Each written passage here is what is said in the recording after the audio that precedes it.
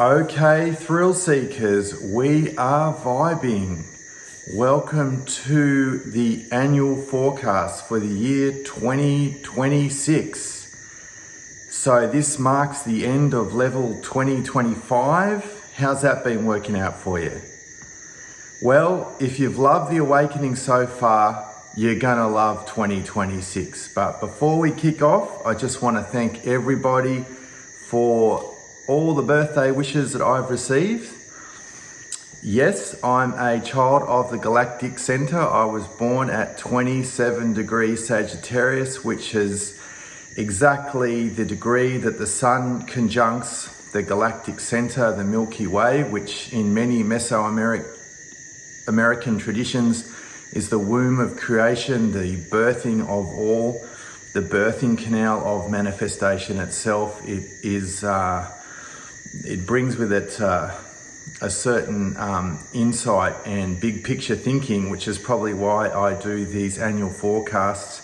I didn't get a chance to do the one at solstice because I had a few other things come up, but that was actually just going to be a bit of a review of 2025, which I'll incorporate some of those points in this video, but with a focus on moving forward. So I will be commencing a whole new body of work in 2026, and to stay connected with what I'm offering, please go to my new website, anthonyoflynn.com, and sign up for my newsletter, and you can see all the offerings that I'll have there. It'll be a whole new body of work. I don't know what's going to happen as far as the issues that we're having with social media here in Australia, but I definitely have this website. It is a work in progress, so feel free to visit that and see. I will find a way. There's always a way. There's always a solution. There's always a way forward. I believe that no matter what obstacles we face now, what we faced previously in the coming years, there will always be solutions. There will always be a way forward. There'll always be a way to thrive. So on that note, basically, I give a tagline to each year.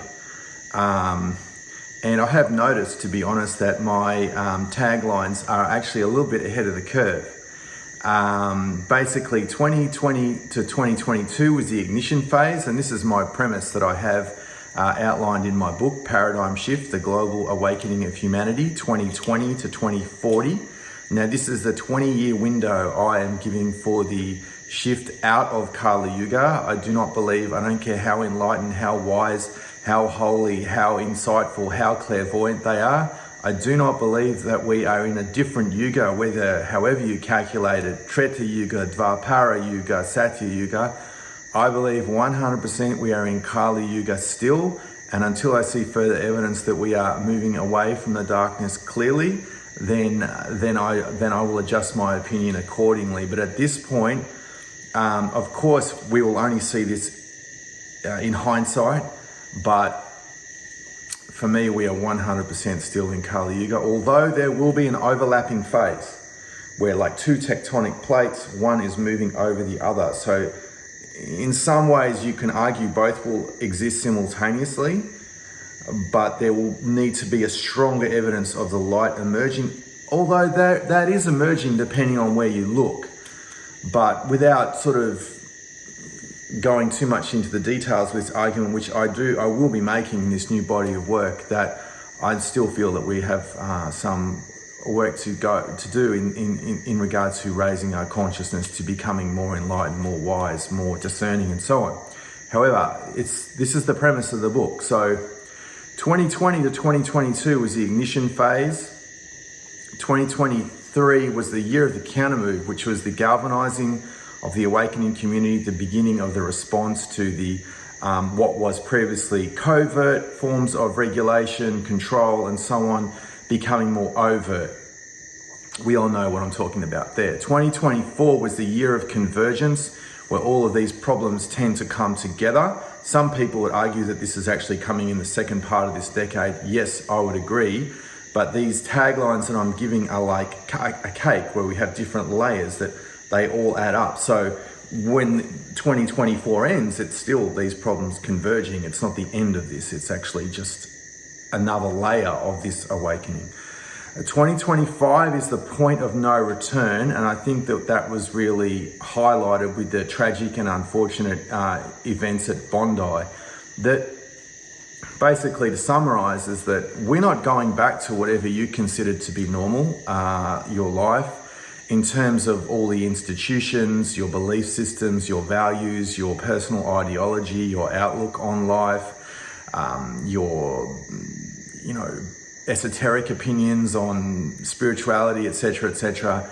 That is all going into this period of decline or demise, whatever word you give to it.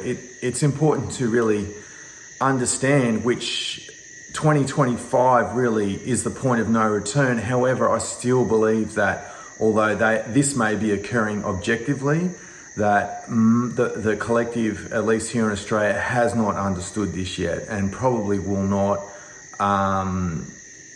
for some time.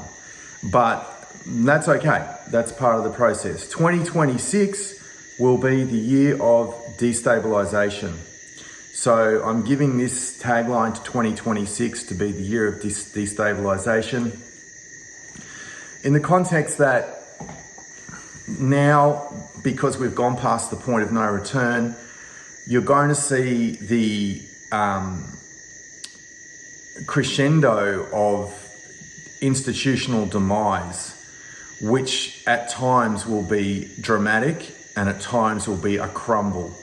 Not a crash, but a crumble, particularly in regards to the financial systems, the banking system, even the housing situation here in Australia, education system, the government, all the real building blocks of society. And you're going to see that things become more and more destabilised. Even perhaps things with the power grid, relying on emergency services to a degree. And these people are all fantastic who work in the emergency services. But the destabilisation is necessary to invite in new systems and make this current paradigm redundant or obsolete. So the year of destabilisation, depending on your vantage point, is a positive. We have to, as a collective, witness, experience and understand that this way of doing life on Earth is not working for us. And it's causing a lot of stress, a lot of grief and a lot of pain and suffering. But I don't think it's necessary to go through these lessons and reorientate our values. But it's looking like that now because there's not enough people coming to the realization that we don't need to refine our institutions. We need to really reconsider what we're trying to achieve from the very beginning. And the housing crisis, for example, is a great example for that. And unfortunately, because I see in Australia about 1/3 of people rent, about 1/3 own their house outright, about 1/3 have got a mortgage. And because I see, and this is not for everyone, and this is not everywhere, but because I see a lack of empathy for people who are struggling and who are caught in this situation where they can't afford housing, or their rent skyrocketed, or they're doing van life, or they're homeless, and I'm talking about empathy for the people that do already own their home outright and there's obviously certain demographics there that I feel are completely guilty of this. Then unfortunately, because of this lack of compassion, lack of empathy in the Australian collective, that the suffering is going to actually intensify a lot. And that doesn't mean that if you don't own a house, the suffering will intensify that necessarily, but particularly for the people that are so unconscious and so entitled and so self-centered, then this will basically create a vortex. I've explained this before, a vortex of suffering, which actually then produces in the long term greater wisdom and greater humility. And humility, as I've expressed before, is going to be one of the key focal points in the Australian collective that we will develop. And I can't see that developing at this point without a lot of suffering. So the destabilisation, it brings in what's new, but at the same time, this word crescendo is what I'm getting, particularly for the financial system, which I'm going to get to, because this is a lot of, look, it's a lot to take in. I've got so many things to talk about in this video. I don't even know if I'm going to actually be able to get through all the points, and I'll try, because there's a lot of unpacking. I'm not, like, if you have the attention of a goldfish, or you think I'm going to talk about when you're going to meet your twin flame, then you just need to keep scrolling and choose another fantasy path for yourself. This is like where the rubber meets the road in the second half of this decade, because in my view, the first, up to the end of this year, it's like a turning point. This is like the end of like the kind of, like a series, if you want to think about that, with what's happening in the Australian collective. But the sort of the events really in the last sort of month, or even this month, have sort of like other events that will carry over into the second part, introducing the second cycle or wave or theme. But definitely I feel like the curtain is coming down on this first part of the awakening, this first cycle. And you could define this completely differently, that's fine. But I see like the events of Bondi and this thing with the digital ID, is going to set the tone. And also it's happened around the solstice, that it sets the tone for what's going to come in the first quarter up until the equinox in 2026. So, and this needs some unpacking, because 2025 in Chinese astrology is the wood snake. So there's been a focus on transformation, insight, planning, and patience. But it's also a more internalized energy. I have snakes on the property here, I see them regularly. They are mostly, but obviously not always, quite peaceful creatures that want to be left alone. They're quite happy to do their own thing. You know, pythons are famous for conserving energy, like they're very energy efficient being, which means they're only active when they need to be, and so on.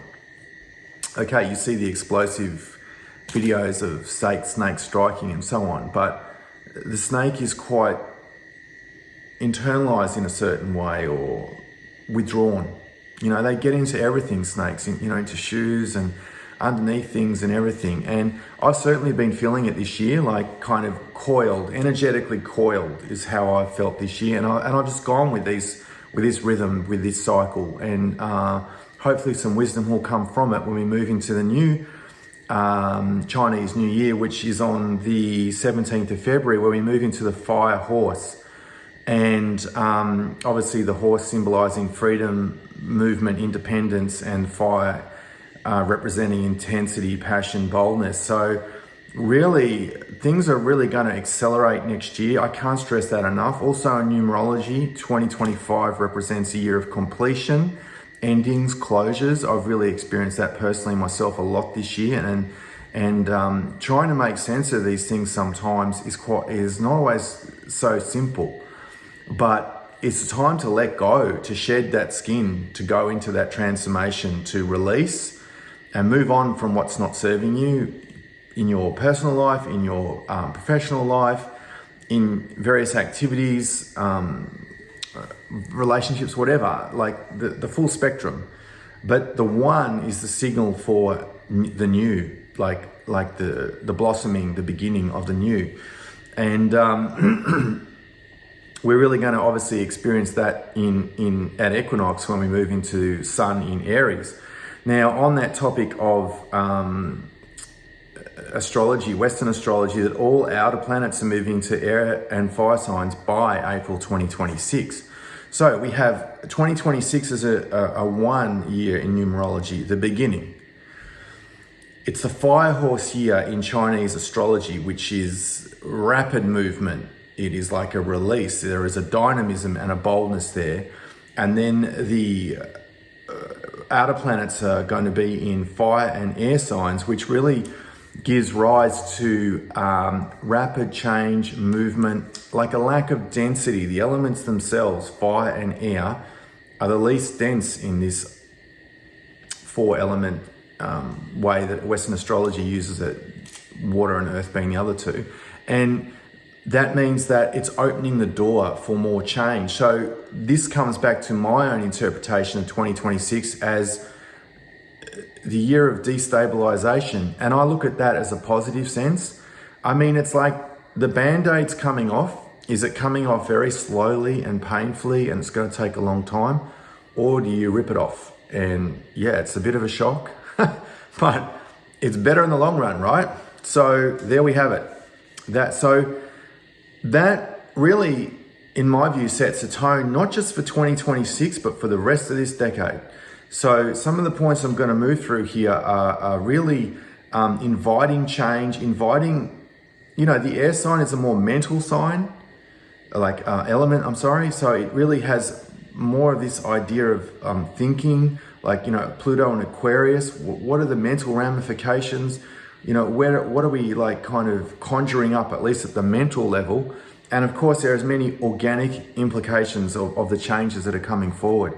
But the people that are trying to hang on to this paradigm and the institutions and revive, this decaying way that we are using collective resources in the form of government and the two-party system, you can't revive something that is in terminal decline. And it served its purpose, or perhaps it hasn't, depending on your view.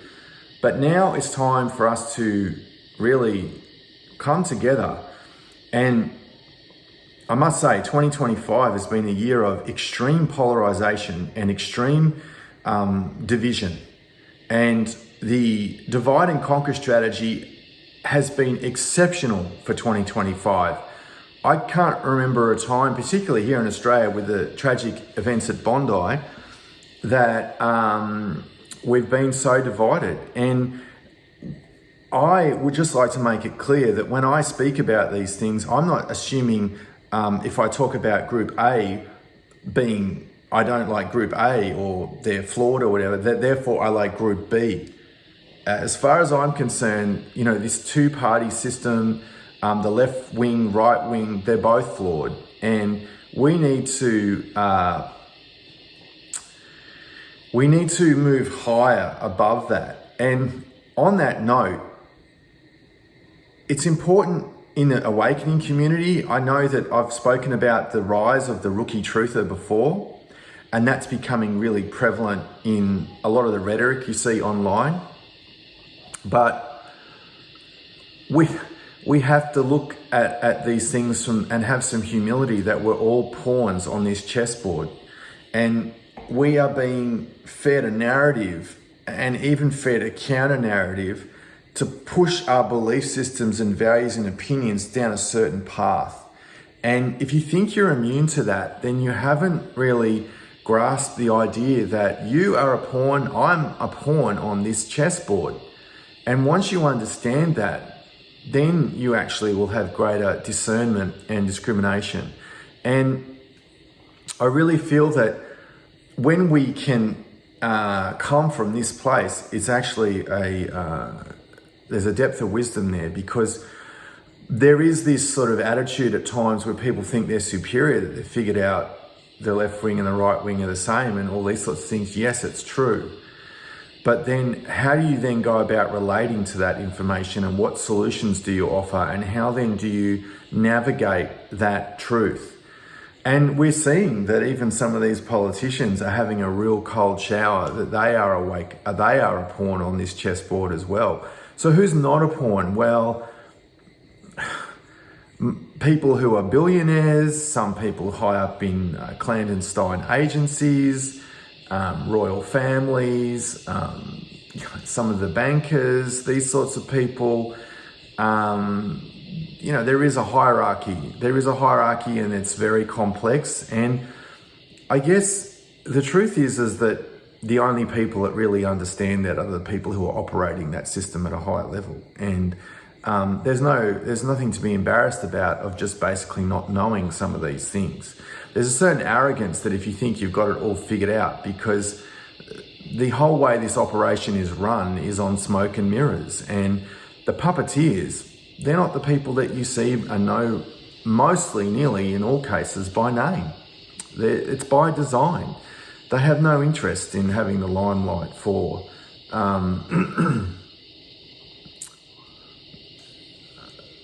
being the person who's at the top of the tree, however you want to think about it. And this is going back to the point that is really we need to come to, is that because of this polarization, there's no nuances anymore. There's no nuances, and it's fueling the division, because people are not able to come to terms with perhaps that there is some truth about this theme is not black and white, that there is some truth to both sides of the argument having some validity, or maybe the truth lies somewhere in the middle, or this particular figure is very divisive, but they are doing these things that are nuanced. And the inability to see the nuances is like a huge blind spot.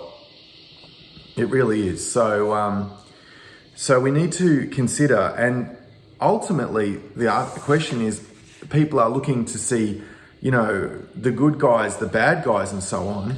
What if there are no good guys in Kali Yuga, at least on a world level? That, people are looking for a savior, or looking for some sort of righteousness or an injustice that is done by group A to group B. Well, what if there's no, entirely one way of seeing this situation? That in Kali Yuga, there is corruption everywhere. There is greed, there is hate, there is fear, there is this, quest for power, actually. And this is, at times, in many themes, if you look into it, the root of the evil on this planet is, a lot of the time, it is deeply rooted in quest for power. That it is an insatiable drug for some people, some organizations, some ideologies, and that's what's driving it. It's not just hate or anger, it's actually a quest for power in itself. Political power, social power, economic power, and power wielded unwisely, unjustly, inhumanely. So what I'm really getting to there is that this is not as simple, many of these themes that we're confronted with, as many people would like to think.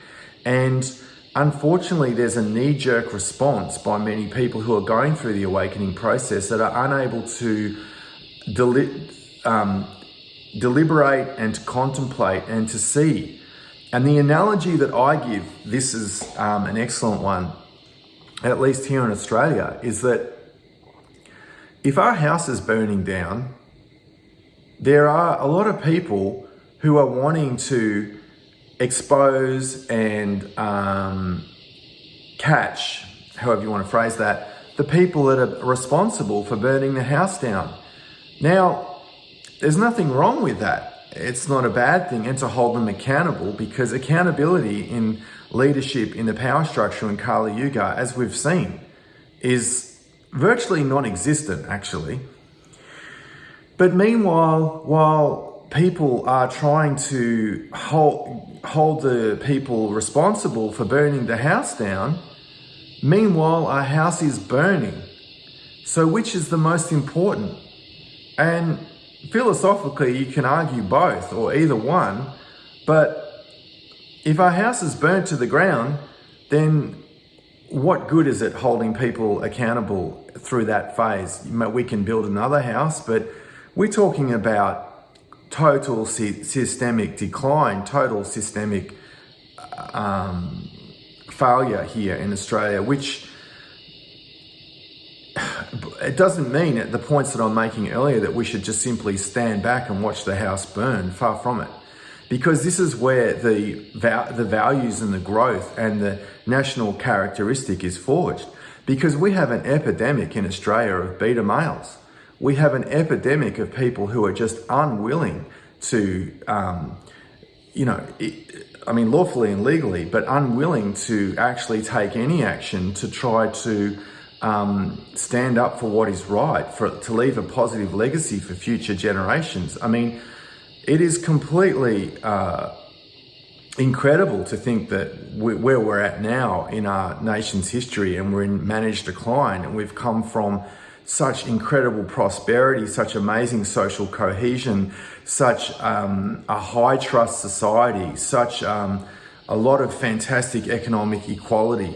I mean, Australia is a fantastic country still today, and yet there's so little engagement by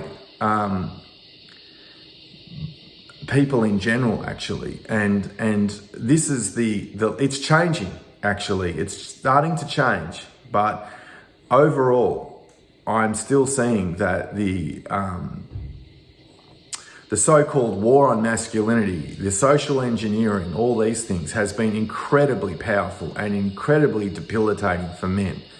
And it can only change by finding our voice and starting to contribute to the conversation of who we are, what our expectations are, what our standards are, what we're looking for in leadership, and taking personal responsibility for that. There is simply no other way, because expecting the political class or lobby groups or various other organizations to represent us with integrity and with ethics, I think we're a long way gone from that, at least here in Australia. Not everyone, and so on.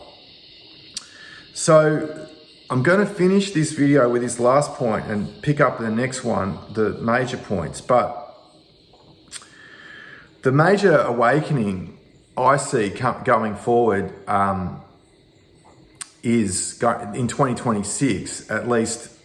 It's a little bit of a unexpected theme, will be from the left. Now, please don't assume that I'm buying into divide and conquer themes with all this, or left and right paradigm with all this. I'm just using that phrase as a way of using the melting pot of belief systems and values around that, and it simplifies the message as well, because it has been so confronting, the events that we've seen in 2025 on a number of different levels, that there are many people who will now waver in their support for various ideologies, and we're going to see that be extremely confronting for people who have, perhaps ignorantly, perhaps with good intentions and so on, supported various groups and ideologies that are not what they appear to be. And this goes very deep. And so once again, there have probably been some uncomfortable conversations around the dinner table or the lunch table at Christmas, and the so-called cookies and conspiracy theorists and all the nut jobs, well, they're proven to be right again. And of course, this will mean that some people will double down on this, that some people will double down, like they will be rusted on, devoted to this ideology of the left and everything it celebrates and so on. And then other people will start to realize that they've been conned, they've been fooled, blah, blah, blah. There's so many examples of this. I think you know what I'm talking about. Let me just tell you one. The abandoning of net zero by the Liberal Party. I'm not a fan of the Liberal Party, but I'm just observing it as someone who's commentating on this. That's actually a really huge thing. And I think that regardless of the complete failings of the Liberal Party and the demise that they're experiencing, it's really evident that this climate change agenda is under threat, because this is the opposition in Australia and they have abandoned net zero. And not that I believe that we're ever going to get to that anyway, but it's a seismic shift in ideology. Now, I don't really think that it will make that much of a difference in their support overall, but these are the sort of shifts, when we think about the paradigm shift occurring over this 20-year period and beyond, actually, as I detail in my book, that will occur. And although at the time it was perhaps quite a big news story, it's still relevant in the discourse around energy policy and the deeper agenda of what this actually means in terms of carbon credits and all the things I'm going to talk about in the next video. So I'm going to leave this one here and I'll pick this up in the next video. Thanks for watching. Stay tuned for part 2 coming at you. Bye for now.